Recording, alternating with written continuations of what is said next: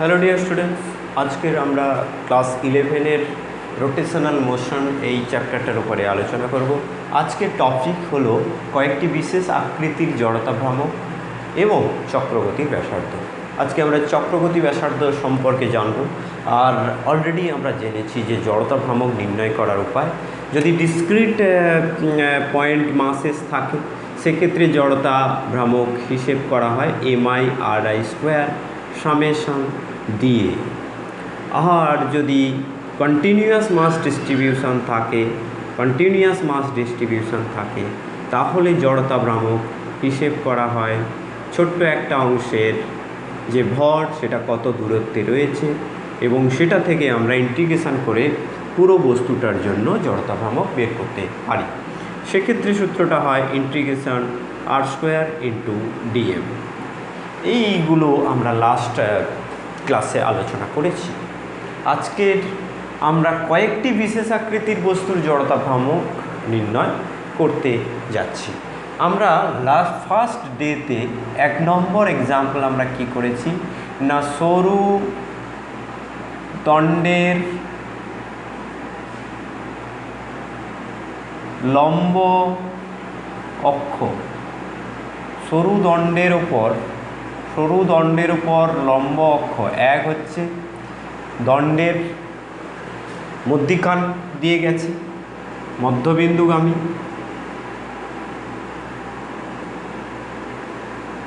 2 নম্বর হলো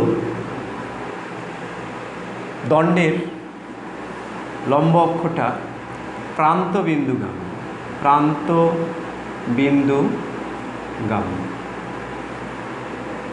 অর্থাৎ এই রকম যদি দণ্ড হয় সেক্ষেত্রে লম্ব সমদ্বিখণ্ডক এই অক্ষের সাপেক্ষে, এটাকে যদি আমি AB অক্ষ বলি, এই AB অক্ষ সাপেক্ষে এর জড়তা ভ্রামক আমরা নির্ণয় করেছিলাম। তোমরা মনে করার চেষ্টা করো। এই বস্তুটার অর্থাৎ এই দণ্ডটার ভর যদি m হয় আর দৈর্ঘ্য যদি l হয় সেক্ষেত্রে I এসেছিল ml²।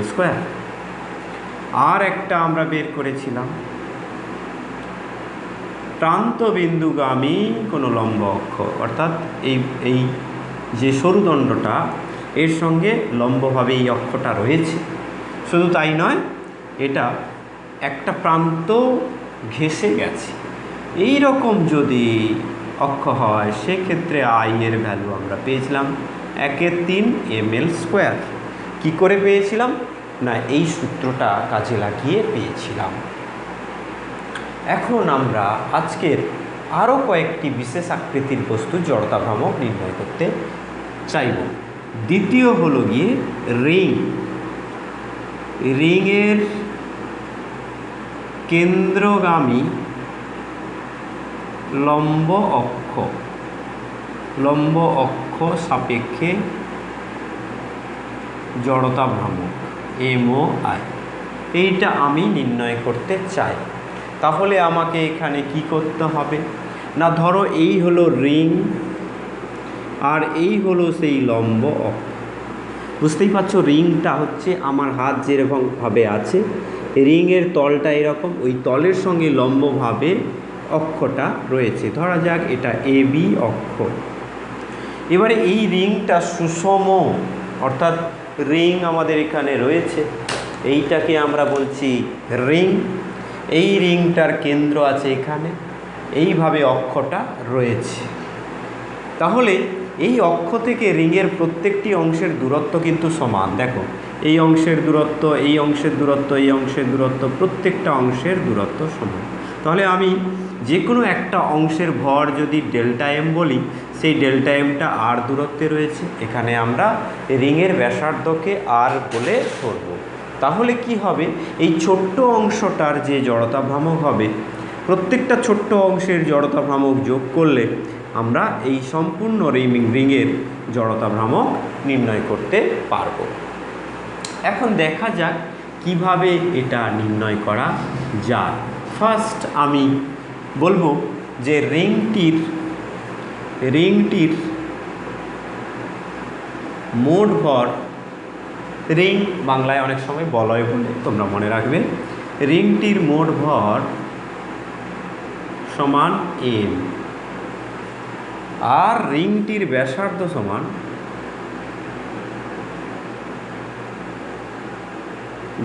সমান r। এই দুটো জিনিস তোমাকে দেওয়া আছে। এবার তোমাকে বলেছে রিংয়ের কেন্দ্রগামী লম্ব অক্ষ সাপেক্ষে মোমেন্ট অফ ইনার্সিয়া বের করতে হবে। তাহলে তুমি কি করবে? তুমি একটা ছোট্ট অংশ নেবে। তাহলে রিংয়ের এই ছোট্ট অংশটার জন্য, এই অংশটার জন্য তুমি এগুলো প্রত্যেকটা এখানে দেখানো দরকার নেই। তুমি এই রকম একটা ছোট্ট অংশ ডিএম ভর, সেটা আর দূরত্বে আছে, প্রত্যেকটা অংশই আর দূরত্বে আছে।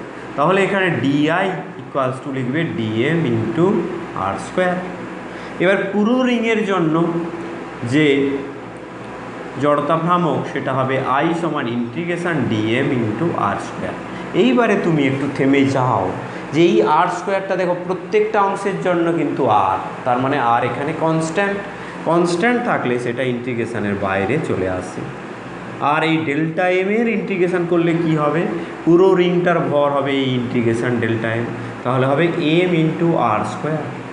তাহলে তোমরা দেখতে পেলে যে একটা রিং যদি থাকে, তার ব্যাসার্ধ যদি দেওয়া থাকে আর ভর যদি দেওয়া থাকে, সেক্ষেত্রে তার ভর, তার কেন্দ্রগামী যে লম্ব অক্ষ বা ভর কেন্দ্রগামী লম্ব অক্ষ যাই বলো না কেন, সে অক্ষ সাপেক্ষে জড়তা ভ্রামকের মান হবে এম আর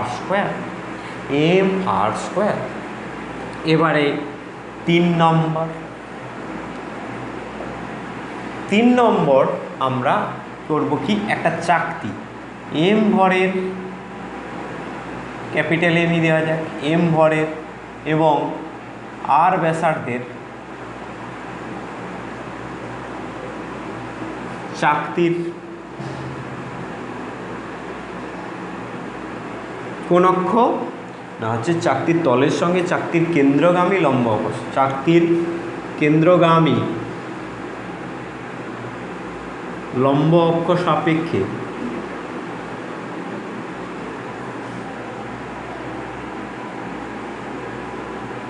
জড়তা ভ্রামক।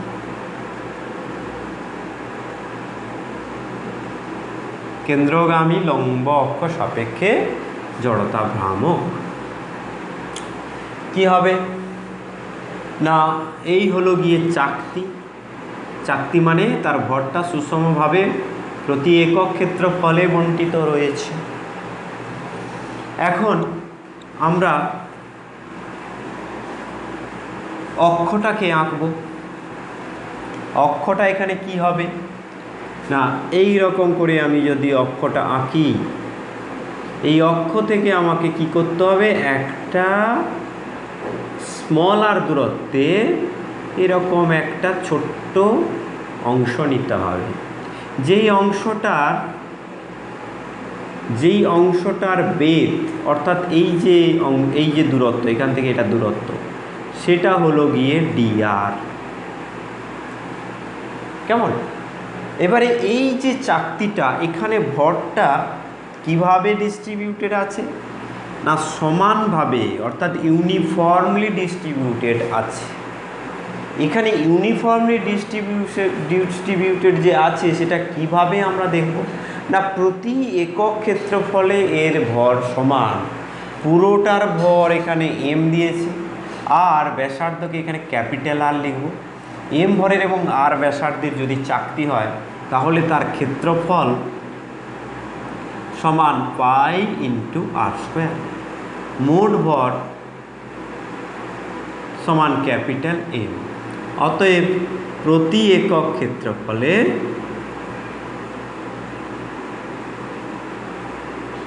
ভর সিগমা সমান কি হবে, মোট ভর বাই পাই আর স্কোয়ার।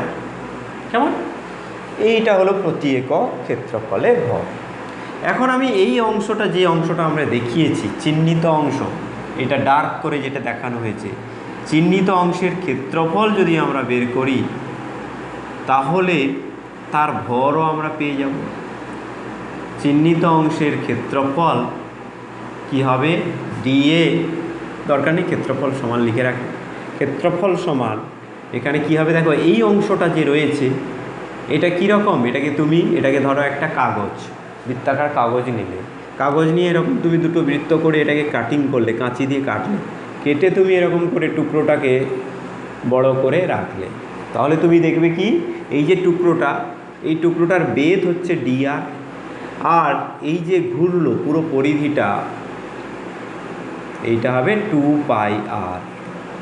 তাহলে পরিধিটাকেই এখন আমার কাছে দিয়ে আমি এটাকে সোজা করে এঁকেছি, ফলে যে চিত্রটা আমরা পেলাম সেই চিত্রটা হলো গিয়ে কি না একটা আয়তক্ষেত্র, যে আয়তক্ষেত্রের দৈর্ঘ্য 2πr এবং প্রস্থ 2r। তাহলে এখানে তার ক্ষেত্রফল কি হবে, dA সমান হবে 2πr ইন্টু dr। বেশি ঘাবড়ানোর কিছু নেই, জাস্ট এগুলো খুবই সহজ, তোমাকে জাস্ট এটাকে ভেবে নিতে হবে পরিষ্কার করে।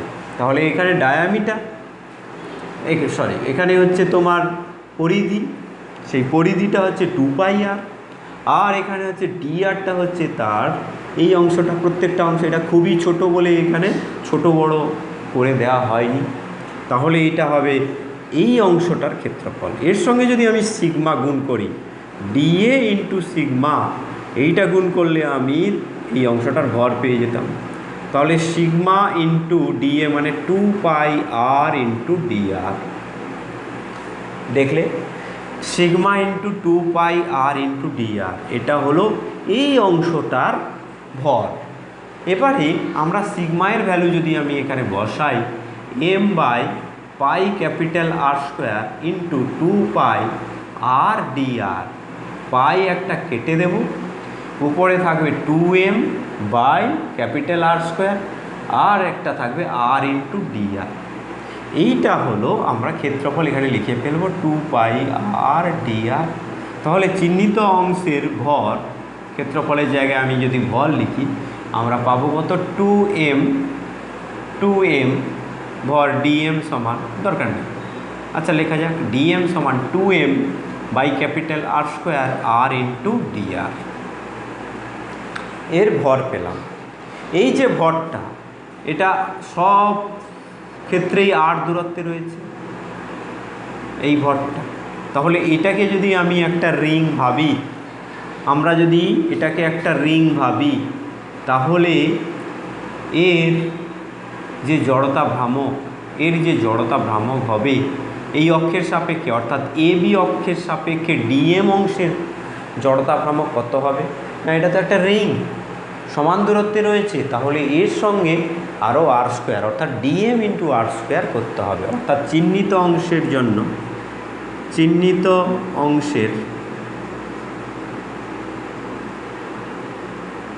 জন্য জড়তা ভ্রামক আমরা লিখব কি, di equals to dm into r square. dm into r square করলে কি হবে, এর সঙ্গে একটা r স্কোয়ার গুণ হয়ে যাবে। তাহলে এগুলো আগে লিখব 2m/r স্কোয়ার, এখানে r dr into r square, একটা r স্কোয়ারে r এর সঙ্গে গুণ হলে r কিউব হয়ে যাবে। তাহলে 2m/r square into r cube dr, এটাকে সাজিয়ে লিখতে হবে। এবার সম্পূর্ণ চাকতির জন্য যদি আমি এখানে জড়তা ভ্রামকের মান নির্ণয় করতে চাই, তাহলে আমাকে কি করতে হবে, ইন্টিগ্রেশন করতে হবে। এখানে ইন্টিগ্রেশনের জন্য যে ভেরিয়েবলটা রয়েছে এটা কি, r। এই r এর ভ্যালু কত থেকে কত হয় না, এখান পর্যন্ত আমি r ধরেছি, rটা ভেরিয়েবল, r এর ভ্যালু এই জায়গায় 0, আর এইখানে যখন এসে পৌঁছাবে r হবে, অর্থাৎ r equals to 0 to r equals to r। এইখানে ইন্টিগ্রেশনের ওই লিমিটটা বসালে, ইন্টিগ্রেট করলে আমরা কিন্তু এই চাকতির যে জড়তা ভ্রামক, সেই জড়তা ভ্রামকটা বের করতে পারবো। তাহলে i ইকুয়ালস টু হবে ইন্টিগ্রেশন di। এখানে আমরা ইন্টিগ্রেশন করলে এই যে বিষয়গুলো, অর্থাৎ ক্যাপিটাল R, ক্যাপিটাল M, এগুলো তো ফিক্সড, এই বস্তুটার মোট ভর ক্যাপিটাল M, এই চাকতির মোট ভর ক্যাপিটাল R, চাকতির ব্যাসার্ধ, টোটাল ব্যাসার্ধ, একেবারে চাকতির ব্যাসার্ধ বলতে এই বিন্দু থেকে এই বিন্দুর মধ্যে দূরত্ব, অর্থাৎ কেন্দ্র থেকে পেরিফেরির দূরত্ব। সেক্ষেত্রে আমরা এইগুলোকে কনস্ট্যান্ট ধরলে এগুলো বাইরে চলে আসবে, থাকবে r কিউব ইন্টু dr। এবারে তুমি হিসেব করো আর কিউব ইন্টু ডি আর, এবং আর এর ভ্যালুটা 0 থেকে আর বসাবে, 0 টু আর। এটাকে তুমি হিসেব করে নাও অন্য একটা জায়গায়। এখানে আমি জায়গাটা এখানেই নিচ্ছি, তোমরা আগে এটা তুলে নেবে অথবা স্ক্রিনশট নিয়ে নেবে। এবারে এখানে আমি যদি ইন্টিগ্রেশান করি r cube into d r 0 to r, তাহলে আমি কি পাবো? R cube x to the power n, তার ইন্টিগ্রেশানের সূত্র কি হয়? X to the power n plus one by n plus one. তাহলে কী হবে? এখানে এনের জায়গায় 3 আছে, তাহলে r to the power 3 plus 1 4 by 3 plus 1 মানে 4। এইটার যদি আপার লিমিট আর লোয়ার লিমিট বসানো হয়, তাহলে এখানে আপার লিমিট বসালে r to the power 4/4, lower limit বসালে 0, সেটা আর লিখতে হচ্ছে না। এখানে আমি সেটা বসালে কী হবে? 2m/r² into R to the power 4/4। সেখান থেকে আমরা ফাইনালি পাবো এখানে r² কেটে যাবে, একটা r² থাকবে, আর এখানে 2 2 4, তাহলে হাফ m r²। তাহলে এম ভরের এবং আর ব্যাসার্ধ বিশিষ্ট কোনো চাকতির যে জড়তা ভ্রামক, সেই জড়তা ভ্রামকটা কার সাপেক্ষে? কেন্দ্রগামী লম্ব অক্ষ সাপেক্ষে। সেই জড়তা ভ্রামকের মান আমরা ফাইনালি পেলাম হাফ mr²।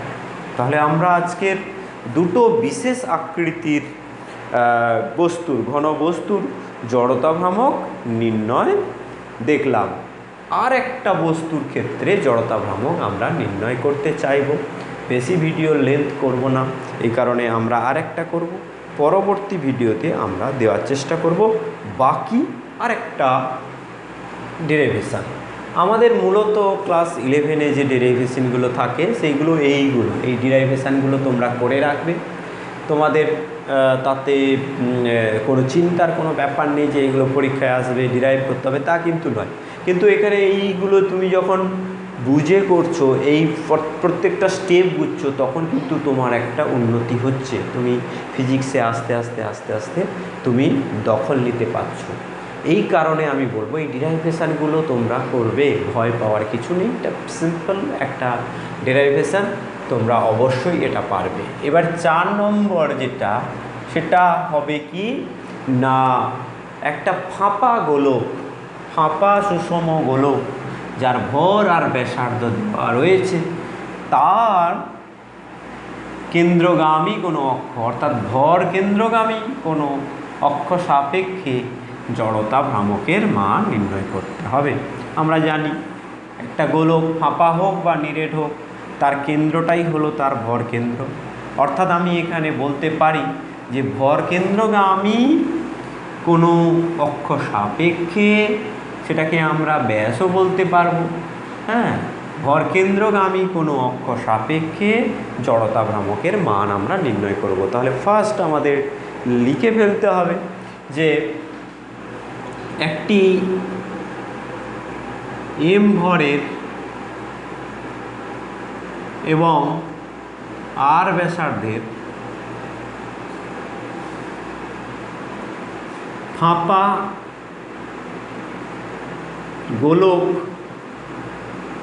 গোলকের কেন্দ্রগামী অক্ষ সাপেক্ষে জড়তা ভ্রামকের মান নির্ণয়।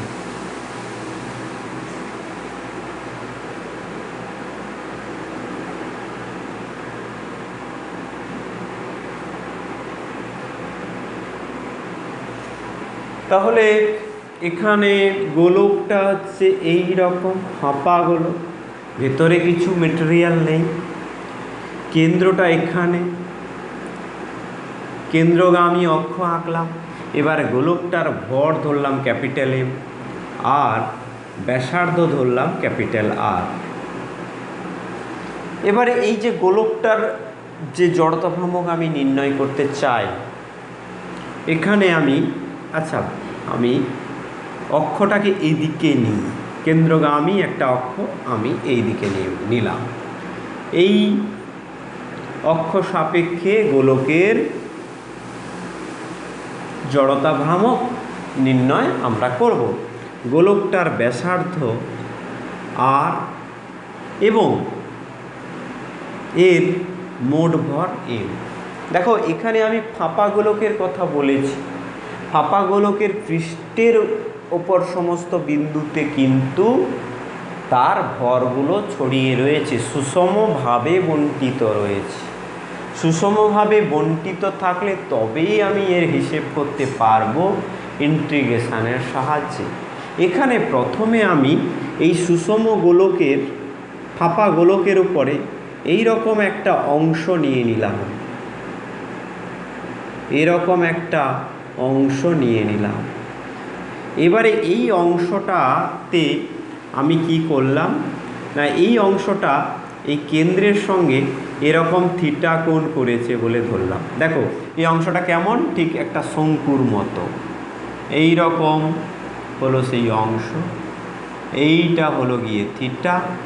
এই শঙ্কুর মতো করে এই অংশটাকে আমি দেখব, অর্থাৎ এর সাপেক্ষে এই অংশটা এরকম থিটা কোণ করে রয়েছে। তাহলে এই অংশটার যদি আমি জড়তা ভ্রামক নির্ণয় করতে পারি, এরকম ছোট ছোট অংশ মিলে হচ্ছে আমার পুরো এই ফাঁপা গোলকটা তৈরি হবে। একটা অংশের জন্য আমরা যদি নির্ণয় করতে পারি এবং সেই অংশটাকে যদি আমরা থিটা বা কোনো ভেরিয়েবলের ফাংশান হিসাবে লিখতে পারি, তাহলে আমরা এই পুরো ফাঁপা গোলকের জড়তা ভ্রামকের মান নির্ণয় করতে পারব। দেখো এত তোমাদের টেনশনের কিছু নেই, তোমাদের কিন্তু এক্সামে এটা আসবে না, কাউন্সিলের এক্সামে আসবে না, কিন্তু তোমাদের ক্লারিটির জন্য এই জড়তা ভ্রামক সম্পর্কে আরও ভালো করে জানার জন্য এই ডিরাইভেশনটা করা হচ্ছে। তোমাদের শুধু ফর্মুলাটা মনে রাখলে হবে, তা সত্ত্বেও তোমরা কিন্তু এই ডিরাইভেশনটা একবার দেখে নাও, ঘাবড়ানোর কিছু নেই। দেখো এখানে এই যে ব্যাসার্ধটা, এটা হলো ক্যাপিটাল আর, আর এখানে একটা আমি এই যে গোলক, এই যে বৃত্তটা পেয়েছি, এর ব্যাসার্ধ আমি ধরবো স্মল আর। এর ব্যাসার্ধটা ধরবো যে স্মল r1। এখন আমি এই অংশটা যেটা নিয়েছি, এটা একটা অংশ নিয়েছি, একটা অংশ কেটে নিয়েছি। সেই কাটা অংশটা দেখতে কেমন, একটা রিংয়ের মতো। সেই রিংয়ের ব্যাসার্ধ কত না, আমি এখানে ধরলাম r1। সেই রিংয়ের ব্যাসার্ধ হলো r1। এই যে ব্যাসার্ধটা আমি r1 পেলাম, আর এটাকে যদি আমি r বলি, তাহলে এই r1 এর ভ্যালুটা আমি কত লিখতে পারবো না, r1/r সমান হচ্ছে লম্ব বাই অতিভুজ সমান হচ্ছে সাইন থিটা। তাহলে r1 হবে r সাইন থিটা। r1 এর ভ্যালু হবে r সাইন থিটা। এখন আমরা প্রথমে দেখব যে এই অংশটার ভর ঠিক কত। তাহলে পুরো গোলকের প্রতি একক ক্ষেত্রফলে ভর কত আমরা প্রথমে নির্ণয় করে রাখব। পুরো গোলক, এখানে ফাঁপা গোলক, তার সারফেস এরিয়া কত না 4πr²। সারফেস এরিয়া হলো 4πr²। আর পুরো গোলকটার ভর যদি m হয়, mকে 4πr² দিয়ে ভাগ করলে আমরা এটা পাবো সিগমা m/4πr²। কারেক্ট, এইটা আমরা পাবো। এবারে আমি যদি এইটার এরিয়া, অর্থাৎ এটা তো একটা পাতলা অংশ, এই পাতলা অংশটা এই রকম, এটাকে তুমি যদি এরকম করে ভাবো, এরকম করে যদি ভাবো এই পাতলা অংশটার, তাহলে এরিয়া কত হবে না, তুমি এখানে যেটা আমরা দেখেছি থিটা, এই থিটাটাকে আরেকটু সুন্দর করে আমাকে আঁকতে হবে। দেখো এখানে যখন আমি থিটা বলছি, তাহলে এখানে আমি যখন স্ট্রাইপটা আঁকছি, এটা যদি আর একটু বড় করে দেখায়, এটা অ্যাকচুয়ালি আমাদের ছোট দেখাতে হবে, কিন্তু আমার এখানে এইটাকে যদি আমি থিটা বলি, এটা যদি আমি থিটা বলি, তাহলে এইটা হবে কিন্তু ডি থিটা। কারণ এই দূরত্বটাকে আমি যদি ছোট্ট করে দেখাই, অর্থাৎ এই অংশটাকে যদি আমি ডিআর বলি বা ডিএল বলি বা ডিএক্স বলি, তাহলে এটা যদি আর হয়, তাহলে কি হয়, বৃত্তচাপ আর ব্যাসার্ধের মধ্যে সম্পর্ক তোমরা জানো, এইটা হলো গিয়ে ডিএক্স আর এইটা হলো গিয়ে আর, আর এটা হলো গিয়ে ডি থিটা। তাহলে ডিএক্স বাই আর, বৃত্তচাপ বাই ব্যাসার্ধ সমান আমরা জানি ডি থিটা বা থিটা রেডিয়ান এককে। তাহলে এখানে ডিএক্স ইকুয়ালস টু লিখতে পারবো আর ইন্টু ডি থিটা। তাহলে এই যে অংশটা আমরা দেখতে পাচ্ছি এর বেধ বলতে পারো, সেই বেধটা কত? আর ইন্টু ডি থিটা। এই অংশটা হলো আর ইন্টু ডি থিটা। এই বেধটা কিন্তু ঘুরে আছে। তাহলে ব্যাপারটা কি, এই যে অংশটা আমি দেখাচ্ছি এটা ঠিক একটা চোঙের মতো, চোঙের মতো। এই অংশটা আর ডি থিটা, এই অংশটা আর ডি থিটা। এবার এটাকে যদি আমি একটা চোঙকে এখানে কাঁচি দিয়ে, এটাকে যদি আমি একটা কাগজের অংশ বলি, এটাকে যদি কাঁচি দিয়ে কাটি তাহলে কি হবে? এই চোঙটা এই রকম একটা আকৃতি পাবে, যার এই অংশটা হচ্ছে, এই বেধটা হলো গিয়ে আর ইন্টু ডি থিটা। আর এই পুরো যেটা সেটা কি না, এই আর ওয়ান রেডিয়াসের পরিধি, এই যে রেডিয়াসটা আর ওয়ান, তাহলে এটা হবে 2 পাই ইন্টু আর ওয়ান।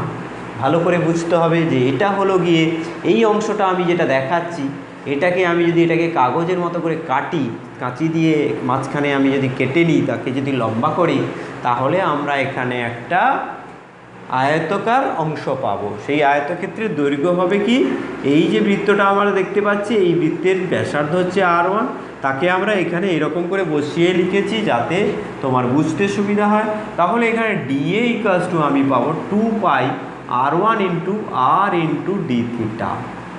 এখানে যে আমরা এরিয়া পাবো এবারে আমরা সেটা লিখে ফেলবো।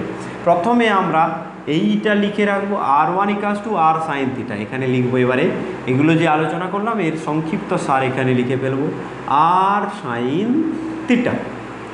আর তারপরে যেটা লিখবো d A equals to 2 pi r one r into d theta.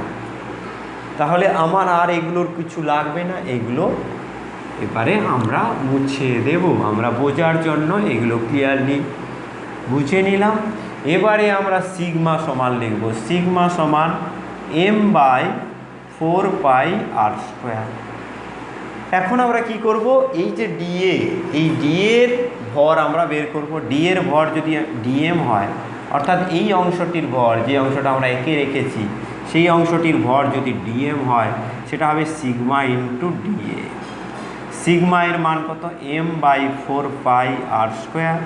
R d এর ভ্যালু কত? 2 পাই, সরি এখানে আর ওয়ানকে তুমি আর সাইন থিটা দিয়ে লিখে ফেলো, একটু বড় জায়গা লাগুক তাতে ক্ষতি নেই, কিন্তু কাজটা তোমাকে এখানে করে নিতে হবে। R sine theta into r into d theta, তাহলে হবে 2 pi r square sine theta d theta. এখানে আমি সেই ডি এর ভ্যালুটা লিখব। এই ডি এর ভ্যালুটা তোমরা আলাদা করে নোট করো। এখানে তোমরা লিখে ফেলো 2 pi r square sine theta d theta, 2 pi r square sine theta d theta. ঠিকঠাক লেখা হয়েছে। এবারে কি হবে, এটা কেটে দেব, এখানে কেটে দিলে 2 থাকবে শুধু, তাহলে m by 2 sine theta d theta. এটা হলো গিয়ে এই অংশটার ভর। এবারে আমি নির্ভয়ে এই অংশগুলো মুছে দিতে পারলাম। এখন আমার কাজ কি না, এখন আমাদের কাজ হলো এই অক্ষ সাপেক্ষে, এটাকে আমি যদি এক্স ওয়াই অক্ষ বলি, এই এক্স ওয়াই অক্ষ সাপেক্ষে এই যে অংশটা ঘুরছে, এই যে চাকতিটা, চাকতি ঠিক নয়, রিংটা ঘুরছে, সেই রিংয়ের আমরা জড়তা ভ্রামক নির্ণয় করতে চাই। রিংয়ের একটা রিং এরকম ঘুরছে, তার ভর যদি ডিএম হয়, আর তার যদি যেটা আমরা বলছি ব্যাসার্ধ যদি আর ওয়ান হয়, সেক্ষেত্রে আমরা ডি আই বা আই কাজ টু কী বলি, এম ইন্টু আর স্কোয়ার, এখানে DM into r one square. এই সূত্র থেকে এই অংশটা এই এক্স ওয়াই অক্ষের সাপেক্ষে আমরা জড়তা ভ্রামকের মান লিখে ফেলতে পারবো। তাহলে এখানে আমরা লিখব আই ডিআই বা I dI equals to dm into r one square. Dm এর ভ্যালুটা এবার আমরা বসাবো m by 2 sine theta d theta. আর আর ওয়ানের ভ্যালু আমাদের এখানে পরিষ্কার লেখা আছে, r one equals to capital r sine theta, তাহলে capital r square sine square theta. একদম পাক্কা বুঝতে পারলে এখানে হবে এটা সাইন স্কোয়ার থিটা। একেবারে ক্লিয়ার হয়ে গেল তোমাদের কাছে। তোমাকে টার্গেট করতে হবে এই রিংটা, এই রিংটা তুমি বসিয়ে বসিয়ে বসিয়ে বসিয়ে যাবে, সবার জন্য তখন পেয়ে যাবে। সবগুলো রিংকে তুমি যোগ করে দিলে তাহলে এখানে পুরো এই এক্স ওয়াই অক্ষ সাপেক্ষে পুরো গোলীয় খোলকটির জড়তা ভ্রামক তুমি পেয়ে যাবে। সেইটা পাওয়ার জন্য তোমাকে এত কিছু করতে হলো, একটা রিং কেটে সেই রিংয়ের জড়তা ভ্রামক বের করতে হলো। এবারে আমি কি করব, এম আর স্কোয়ার বাই 2 আর এটা হবে sign cube theta into d theta, এটা আমি পাবো। বাকি সব কিছু এবার আমরা মুছিয়ে দেব। তোমরা আগে থেকে এগুলো লিখে নেবে, ক্লাস চলাকালীন ভিডিও চলাকালীন তোমরা এগুলো খাতায় নোট করে নেবে। এরপরে আমি এই হিসেবটা করতে যাচ্ছি।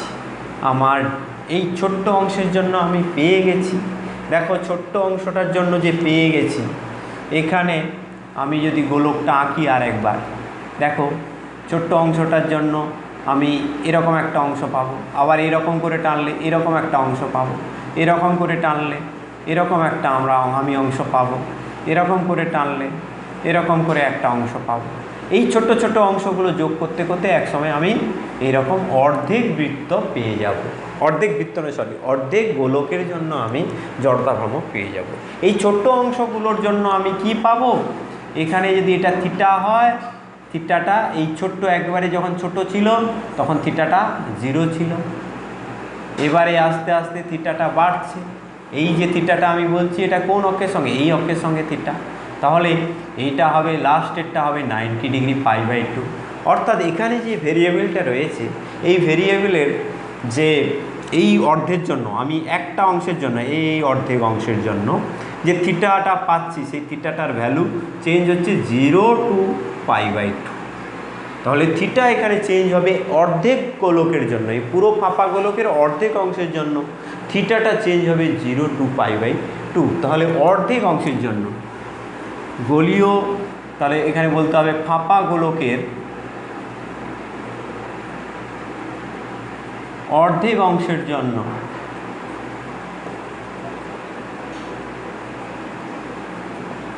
থিটা কি হয়, থিটা ইকুয়ালস টু 0 থেকে থিটা ইকুয়ালস টু π/2 হয়।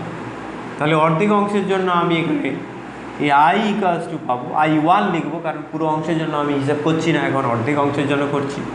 I1 ইকুয়ালস টু আমি লিখবো ইন্টিগ্রেশন DI, ইন্টিগ্রেশন এখানে করলে এম আর স্কোয়ার 2 এগুলো সব কনস্ট্যান্ট বাইরে চলে আসবে, আর এখানে হবে sign square theta sine cube theta d theta.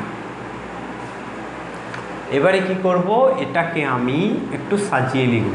থিটার মান 0 টু π/2 বসানো শুরু করে দাও, এম আর স্কোয়ার বাই 2, আর এখানে সাইন স্কোয়ার থিটা লিখব into d of cos theta, সামনে একটা মাইনাস চিহ্ন।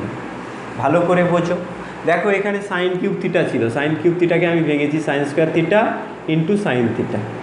এবার এখানে যদি একটা মাইনাস চিহ্ন দিই তাহলে এখানেও একটা মাইনাস চিহ্ন দিতে পারবো। Minus sine theta d theta আমরা কখন লিখতে পারি, সাইন থিটা এর সঙ্গে একটা ডি থিটা ছিল। দেখো ডি অর্থাৎ আমরা যদি কস থিটা এর ডিফারেন্সিয়েশন করি তাহলে কি পাবো, কস থিটার ডিফারেন্সিয়েশন হয় minus sine theta into d theta. এইটাকে আমি এই ডি কস থিটা এখানে মাইনাস সাইন থিটা ডি থিটার বদলে কিন্তু আমি এটা বসিয়েছি। একটু ভালো করে তুমি খাতায় ক্যালকুলেশন করে নেবে, এটা নিয়ে আমি বেশি আর ব্যাখ্যা দিচ্ছি না। এখন এই যে এখানে যে ভেরিয়েবলটা হয়ে গেল, এই ভেরিয়েবলটা কি, এখন কিন্তু থিটা নয়, এখানে ভেরিয়েবলটা হলো কস থিটা। কস থিটার ভ্যালু কত থেকে কত হবে না, থিটার ভ্যালু যখন 0 হয়, থিটার ভ্যালু 0 হলে কস থিটা হবে 1। তাহলে এখানে যখন 0 হবে এইখানটায় লোয়ার লিমিট এখানে হয়ে যাবে 1, আর থিটার ভ্যালু π/2 হলে কস থিটার ভ্যালু হবে 0। কেমন, তাহলে এখানে 0 টু π/2 ছিল থিটার ভ্যালু, আর এখানে কস থিটার ভ্যালু হবে 0, 1 টু 0। এইটা নিয়ে আর কোনো তোমার সন্দেহ থাকলো না। এবারে তুমি কি করবে, এই সাইন স্কোয়ার থিটাটাকে কসের ফর্মে লিখবে। আমরা জানি সাইন স্কোয়ার থিটা সমান 1 মাইনাস কস স্কোয়ার থিটা। এখানে যদি আমি কস স্কোয়ার থিটা লিখি, মাইনাস চিহ্নটা বের করে আনি, এম আর স্কোয়ার বাই 2, এইটাকে আমি মুছে দিচ্ছি। এম আর স্কোয়ার বাই 2, এখানে আমরা কি করছি 1 2 0, মাইনাসটা এখানে নিয়ে চলে এসেছি। সাইন স্কোয়ার থিটাটাকে আমি 1 minus cos square theta into D cos theta লিখব। এবারে কস থিটার বদলে আমি এক্স বসাবো, হ্যাঁ, কিন্তু এখানে কস থিটাটাই হচ্ছে ভেরিয়েবল, এক্স যদি বসাই তাহলে আমার এখানে কি আসবে, এখানে 1, এখানে 0, এখানে কি আসবে minus m R square by 2 1 minus x square into dx, integration 1 to 0। এবারে আমি এটাকে যদি মাইনাস থেকে প্লাস দরকার নেই, তুমি এমনি করে যাও, জাস্ট এটাকে তুমি মাইনাসটাকে ভেতরে ঢুকিয়ে নিলে কি হবে, M R square by 2 integration x square minus 1 dx, এটা হবে 1 to 0। আবার এটাকে ইন্টিগ্রেশান করলে এটার ভ্যালু আসবে কত, এম আর স্কোয়ার বাই 2, এখানে হবে x cube by 3 minus x, এর ইন্টিগ্রেশানের ভ্যালু 0 আর 1 বসাবো। 0 বসালে এটা 0 হয়ে যাবে, আর 1 বসালে কী হবে 1 × 3 মাইনাস 1, 1 × 3 মাইনাস 1 মানে মাইনাস 2 × 3। তাহলে এটাকে আমরা কি করব, এটা মাইনাস এমনিতে লোয়ার লিমিট মানে মাইনাস হচ্ছে মাইনাস 2 × 3 মানে হচ্ছে 2 × 3, তাহলে m R square by 2 into 2 × 3। তাহলে আমরা ফাঁপা গোলকের অর্ধেক অংশের জন্য আমরা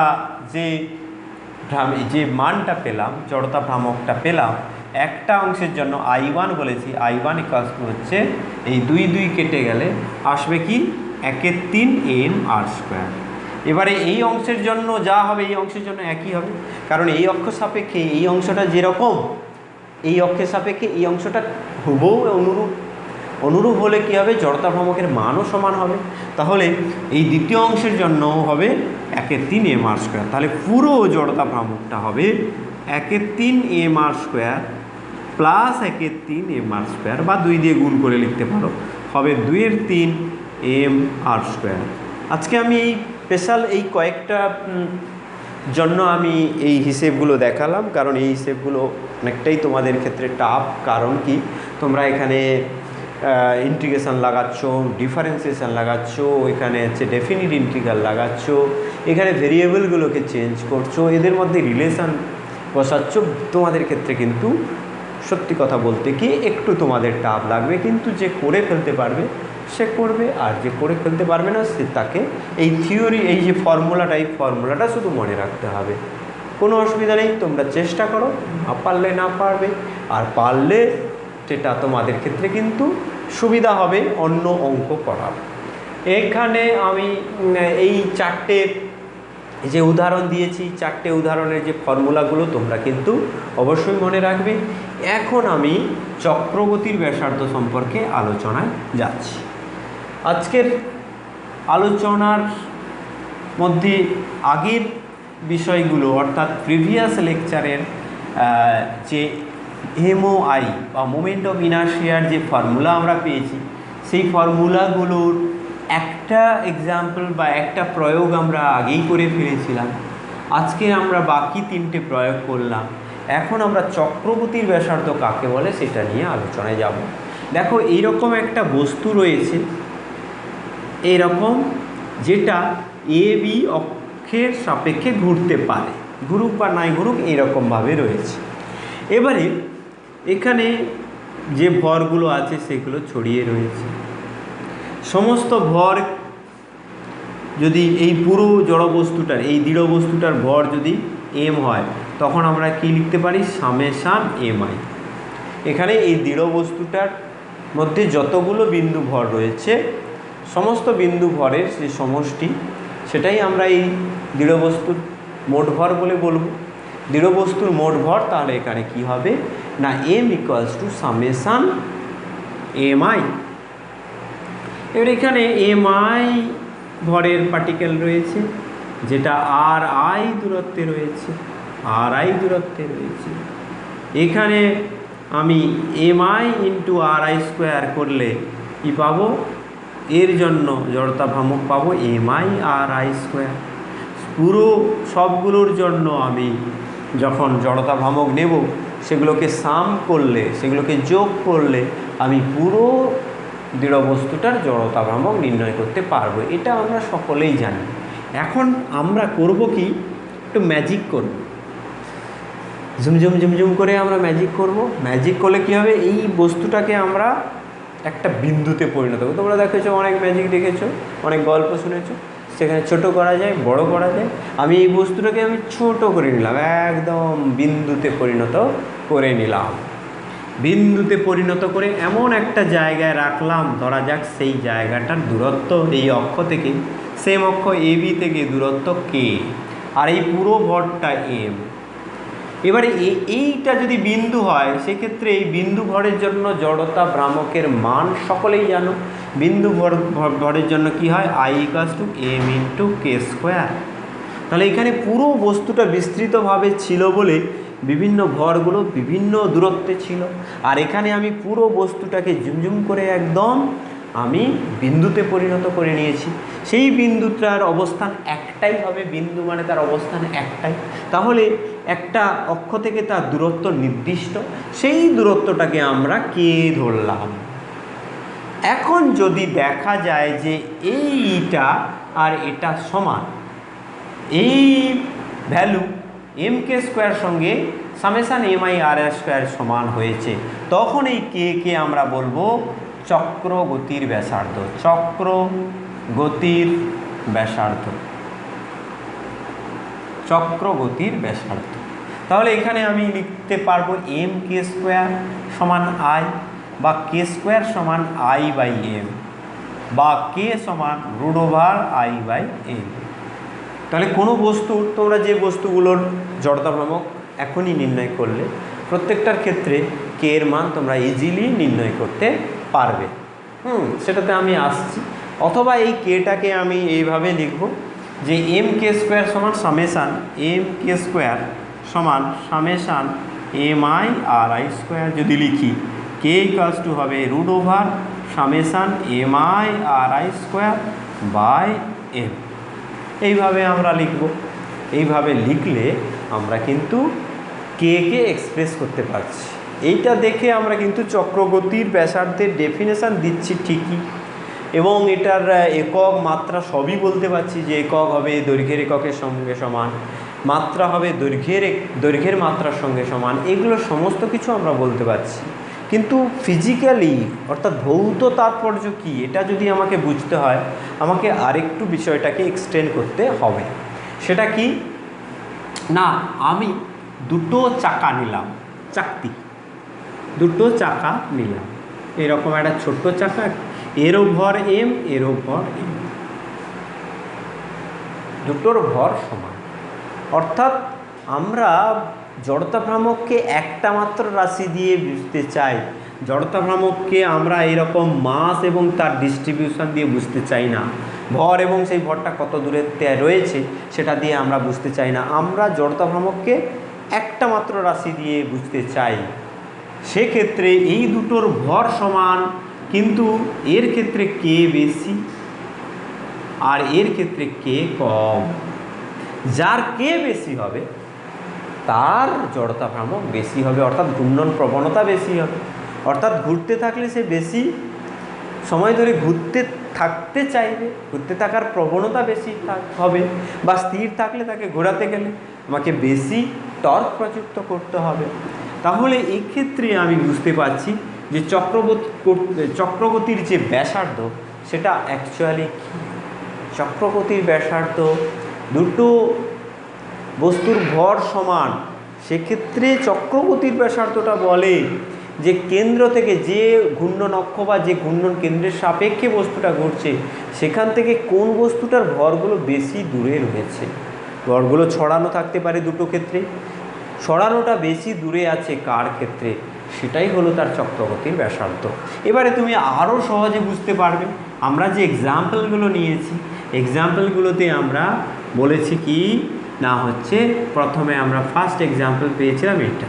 এই রকম যদি তার ভরকেন্দ্রগামী লম্ব অক্ষ হয় এম ভরের একটা দণ্ড এল দৈর্ঘ্যের, সেক্ষেত্রে তার জড়তা ভ্রামকের মান হয় হাফ এম এল স্কোয়ার। তাহলে এখানে চক্রগতির ব্যাসার্ধ কত হবে না আই বাই এম করে দেব, কে সমান কে স্কোয়ার সমান I by M, I by M করে দিলে এই আইকে এম দিয়ে ভাগ করলে কী হবে 12 এল স্কোয়ার। তাহলে এটাকে আমি যদি বর্গমূল করি কে সমান হবে এল বাই √12, তাহলে হবে এল বাই 2√3। চক্রগতির ব্যাসার্ধ হলো এল বাই 2√3। এবারে এইটাকে এই দণ্ডটাকে আমি যদি এই রকম একটা অক্ষ সাপেক্ষে ঘোরাতে চাই, এটাকে যদি আমি এ বি বলি আর এটাকে যদি এ ড্যাশ বি ড্যাশ বলি, এক্ষেত্রে তার চক্রগতির ব্যাসার্ধ কেমন হবে দেখো। দেখো এক্ষেত্রে আমরা জেনেছি I equals two 1/3 ml square. এখন আমি কে স্কোয়ার বের করতে চাইছি, কে স্কোয়ার সমান তাহলে কি হবে I square I by M, I square নয় sorry I by M, I এর ভ্যালু হচ্ছে 1/3 ml স্কোয়ার বাই এম, তাহলে এটা হবে এল স্কোয়ার বাই 3, সেখান থেকে আমরা পাবো এল বাই √3।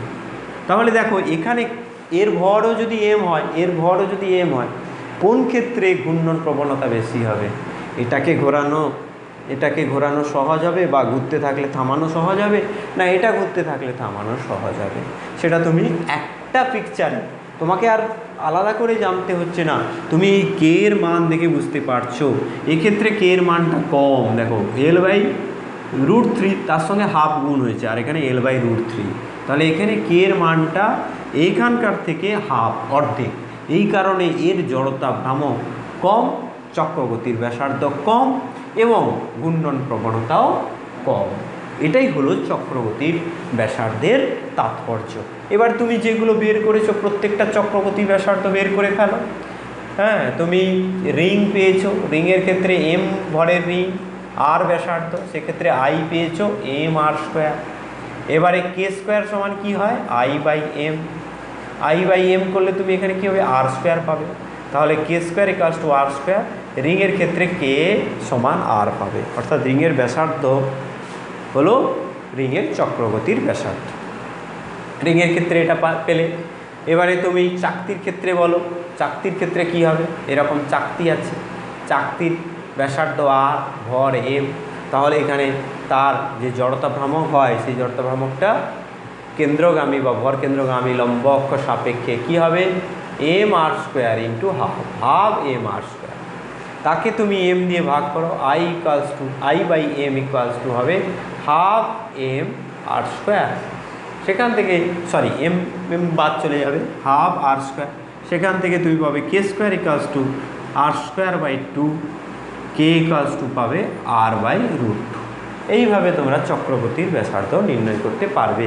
এবং দুটো সমান ভরের বস্তুর সেটা আলাদা সাইজ শেপের হতে পারে, এরকম হতে পারে, এখানে এরকম হতে পারে, গোলক হতে পারে, সমান ভরের বস্তুর মধ্যে চক্রগতির ব্যাসার্ধ যার বেশি হবে, এটাই হচ্ছে চক্রগতির ব্যাসার্ধ। তোমাদেরকে যদি পরীক্ষায় লিখতে দেয় যে চক্রগতির ব্যাসার্ধের তাৎপর্য লেখো, সেক্ষেত্রে তোমাকে এই কথাটা লিখতে হবে যে দুটো সমান ভরের বস্তু আকৃতি আলাদা বা প্রকৃতি আলাদা, দুটো সলিড ফিগার আলাদা আলাদা, সেক্ষেত্রে যার চক্রগতির ব্যাসার্ধ বেশি হবে তার জড়তা ভ্রামকের মান বেশি হবে, অর্থাৎ তার ঘূর্ণন প্রবণতা বেশি হবে।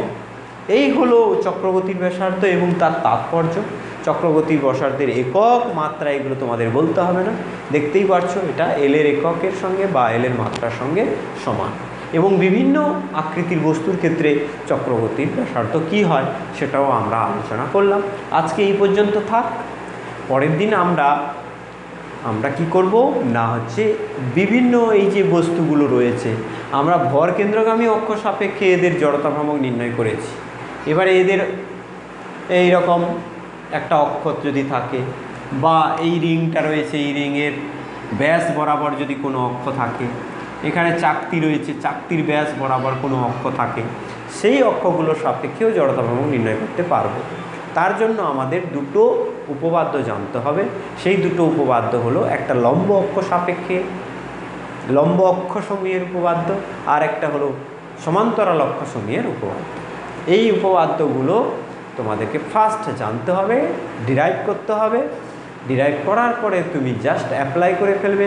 অ্যাপ্লাই করলে তুমি কিন্তু একেবারে পরপর সমস্ত রকম বস্তুর জন্য, দৃঢ় বস্তুর জন্য সমস্ত রকম অ্যাক্সিস, সমস্ত রকম মানে কি, কিছু ডেফিনিট অ্যাক্সিস দেওয়া থাকবে তোমাকে, অক্ষ সাপেক্ষে সেই বস্তুগুলোর জড়তা ভ্রামক নির্ণয় করতে হবে। ধরো তুমি গোলকের জানো, ফাঁপা গোলকের জানো, ফাঁপা গোলকের জড়তা ভ্রামক কার সাপেক্ষে জানো, তুমি হচ্ছে ভর কেন্দ্রগামী অক্ষ সাপেক্ষে জানো। তোমাকে বললো না, তোমাকে এর সাপেক্ষে করতে হবে, একটা ট্যানজেন্টের সাপেক্ষে করতে হবে।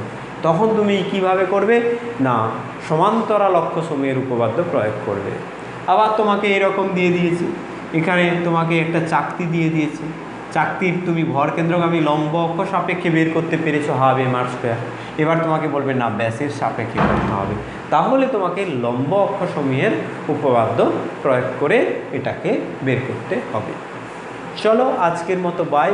তোমরা খুব সুন্দরভাবে নোট তৈরি করো, এর সঙ্গে যে পিডিএফটা থাকবে সেটা অবশ্যই দেখো, এবং তার সঙ্গে নিজে করো অংশটাও করে ফেলো। পিডিএফে এর সঙ্গে যেটা থাকবে সেটা আমি বড় ভিডিও হয়ে যাওয়ার ভয়ে করছি না, সেটা হলো নিরেট গোলকের জন্য জড়তা ভ্রামকের মান নির্ণয়। যারা পারবে তারা নিরেট গোলকের জন্য জড়তা ভ্রামকের মান পিডিএফ থেকে করে ফেলবে, আর যারা পারবে না তাদের করার কোনো দরকার নেই, কারণ এটা আমাদের সিলেবাসে বাধ্যতামূলক নয়। তোমার এখানে সিলেবাসে আছে বা এটা তুমি ডিরাইভ করতে পারো, সেটাই যথেষ্ট। দেখে নেবে, না পারলেও চলবে, ভয় পাওয়ার কিছু নেই। কিন্তু ফর্মুলাগুলো মনে রাখতে হবে, কারণ ফর্মুলাগুলো বারবার ইউজ করতে হবে, বিভিন্ন জায়গায় লাগবে। এরপরে গড়ানো গতি যে টপিকসটা সামনের দিকে আসছে, সেটাতে কিন্তু এই গড়ানো যায়, অর্থাৎ যে সমস্ত বস্তু রোল করে, একটা চাকা, সেটা ডিস্কের মতো হতে পারে, একটা তোমার একটা বৃত্তাকার চাকতির মতো হতে পারে, আর একটা গোলক, একটা মার্বেল গুটি গড়িয়ে যাচ্ছে, সেটা গোলক, সেটা রোল করতে পারে। হ্যাঁ, এরকম রিং, একটা রিং আছে, সাইকেলের রিংয়ের মতো, সেই রিং গড়িয়ে যেতে পারে। এই সমস্ত গড়ানোর গতির ক্ষেত্রে কিন্তু এদের প্রত্যেকের জড়তা ভ্রামকের রাশিমালাটা তোমাদের মনে রাখতে হবে। আর মনে রাখা কোনো ব্যাপার নয়, তুমি যদি ডিরাইভ করে করে চেষ্টা করো, তুমি পরে তোমাকে পরীক্ষায় দিলে হয়তো ডিরাইভ করতে পারবে না, তাতেও কিছু নয়, তার জন্য ঘাবড়ানোর কিছু নেই। কিন্তু আমি তোমাদেরকে রিকোয়েস্ট করব, তোমরা এই ডিরাইভেশনগুলো মন দিয়ে দেখবে, বুঝতে না পারলে, বুঝতে না পারবে আবার আমাকে জিজ্ঞাসা করবে, কিন্তু অবশ্যই তোমরা ডিরাইভেশনগুলো করার চেষ্টা করো। ডিরাইভেশনগুলো ম্যান্ডেটরি না হলেও ডিরাইভেশনগুলো করলে তোমার ফর্মুলাটা ভালো মনে থাকবে। আচ্ছা, আজকে এই পর্যন্ত। সকলে ভালো থেকো, wish you all the best.